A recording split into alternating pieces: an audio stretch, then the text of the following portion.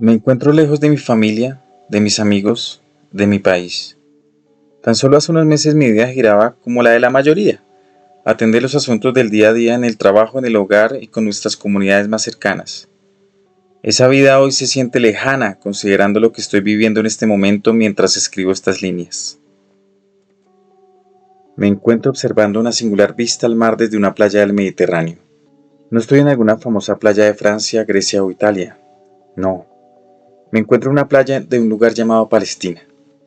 Un lugar que durante años no significó nada para mí, pero hoy me encuentro aquí. El escenario no podría ser más contrastante. Un hermoso atardecer, cientos de carpas, miles de personas y un trasfondo dantesco, producto de meses en que dejamos que el odio y la indiferencia se desbordaran. Ya han pasado varias semanas desde que arribamos a las playas de Gaza, en ese día que parecía imposible y que ha venido a ser conocido como el Día G. Un día que para algunos representará tal vez el momento más icónico de comienzos del siglo XXI. Hace 81 años, el 6 de junio de 1944, las denominadas tropas aliadas, constituidas por soldados de diferentes nacionalidades del mundo, desembarcaron en las playas de Normandía, Francia, para contrarrestar el avance de los nazis, lo que significó un punto de quiebre en el desarrollo de la Segunda Guerra Mundial. A ese momento de la historia reciente se le conoce como el Día D. La historia continuó y el siglo XX nos dijo nunca más a la barbarie. Los gobiernos del mundo y la sociedad civil se prometieron a no permitir que las mismas atrocidades que vivieron nuestros antepasados se repitiesen. La institucionalidad internacional se fortaleció. Empezamos a crear escenarios para dirimir nuestras diferencias sin el uso de la violencia.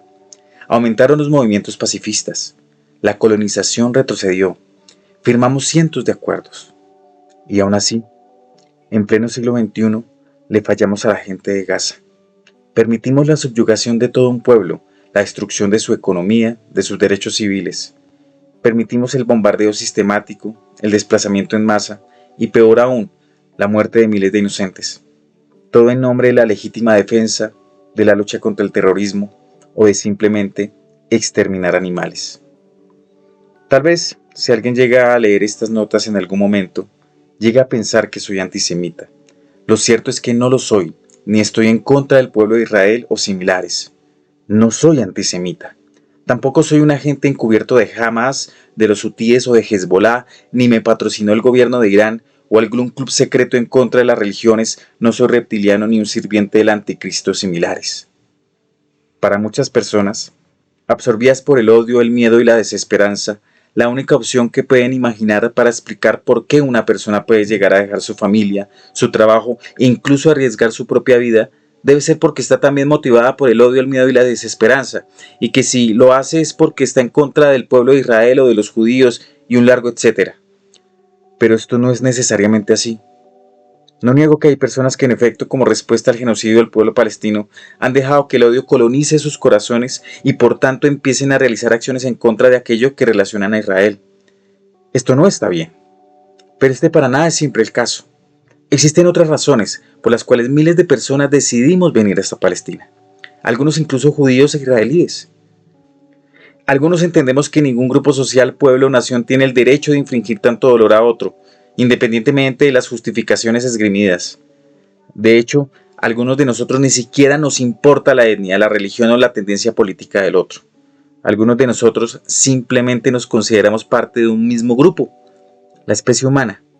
Y es en función de los intereses de los humanos en general que hemos decidido actuar.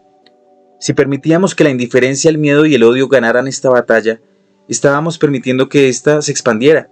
Y entonces otros corazones motivados por el odio y la ambición alimentarían ideas como que Estados Unidos debería invadir Groenlandia, Venezuela el Esequibo, China Taiwán y un largo e irracional, etc.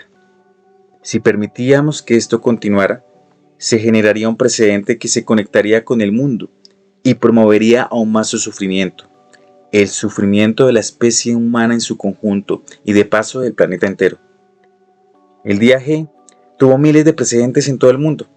Estudiantes mostrando su rechazo al genocidio el día de su graduación, periodistas usando sus voces y escritos para informar a la sociedad, políticos y celebridades aprovechando sus plataformas para extender estrategias para combatir la barbarie, cientos de miles marchando o compartiendo en redes información relacionada. Más valientes aún, aquellos que zarparon primero que todos nosotros, solos y sin llegar a costa por saboteo o retención ilegal, como el Conscience o el Madeleine. No olvidar jamás a aquellos que estando adentro de la que era la mayor cárcel a cielo abierto de la historia, murieron por dar alimento, por sanar una herida, por realizar un reportaje o por simplemente acompañar en el dolor a aquel que lo perdió todo. Absolutamente todas estas personas, de todo el mundo, de izquierdas y derechas, ateos y religiosos, blancos y negros, judíos y musulmanes, palestinos e israelíes, todos aquellos seres humanos que no podían tolerar más esta aberración del mundo moderno, crearon las circunstancias para que en últimas el día G fuese posible. Decidimos organizarnos en un movimiento pacifista para llegar a Gaza y hacer lo que otras instancias no se atrevieron a hacer: parar el odio y la marcha de la muerte. Fue un movimiento de incluso mayor escala que la que tuvo el movimiento independentista liderado por Gandhi en India o por la lucha de los derechos civiles de Martin Luther King en Estados Unidos. Era posible, aunque nos dijeran constantemente que era una utopía y muchas tantas veces creímos que lo era. Cientos de barcos privados y algunos pertenecientes a varios gobiernos decidieron zarpar y llegar el mismo día a las playas de Gaza con el objetivo no solo de llevar alimentos o medicinas, sino para crear un corredor humanitario permanente y forzar al gobierno israelí a un cese del fuego inmediato. Fuimos acompañados por prácticamente todos los medios de comunicación del mundo y por miles de influencers y periodistas independientes, quienes reportaban en tiempo real todo lo que sucedía. Otros cientos se unieron en el camino, incluso humildes embarcaciones que tenían pocos recursos que compartir, pero que en su totalidad constituían el mayor transporte de bienes básicos de la historia reciente. Las amenazas no pararon durante los preparativos y durante el viaje, pero estos no impidieron detener el movimiento que estaba ocurriendo. El viaje fue acompañado a la distancia con marchas sincronizadas en todo el mundo para manifestar no solo su apoyo con la misma, sino para ejercer más presión a los gobiernos locales de la necesidad de actuar y dejar la indiferencia. La mayor presión, por supuesto, ocurrió en Israel, perpetrada por sus mismos ciudadanos que, cansados de un falso discurso en pro de la liberación de las personas secuestradas por Hamás, decidieron que no podían hacer parte de una medida no solo ineficiente, sino peligrosa para su propio pueblo. Pronto incluso, algunos que fueron partidarios inicialmente de muchas de las medidas más crueles tomadas por el gobierno de Israel, empezaron a cambiar su discurso. Algunos por miedo a la sanción social, otros porque realmente experimentaron un arrepentimiento. Durante el recorrido, por supuesto, tuvimos miedo. Algunos sintieron que tal vez no ocurriría nada, que nos bloquearían y que seríamos una noticia más que se diluiría con el tiempo. Los más pesimistas pensaban que todo esto terminaría en una masacre, que sería inicialmente sancionada por la comunidad internacional y que tendría algún efecto político y mediático. Lo cierto es que hasta los más optimistas sabíamos sobre la posibilidad de que esta misión pacifista terminara muy mal. Por tanto, nuestra tarea del día a día, nuestro mantra, era elevarnos el ánimo mutuamente, recordando siempre que estábamos haciendo lo correcto y que otro desenlace para esta historia era posible. Hoy se cumple un mes de nuestra llegada a Gaza. El trabajo ha sido arduo, sin duda, pero se logró crear el corredor humanitario permanente. Aún hay muchas necesidades básicas por suplir, pero lo que más genera preguntas es la incertidumbre sobre el futuro de esta región. No sabemos bien cómo se desarrollará esta historia. Solo sabemos que nos unimos superando varias de nuestras diferencias para hacer lo que era correcto.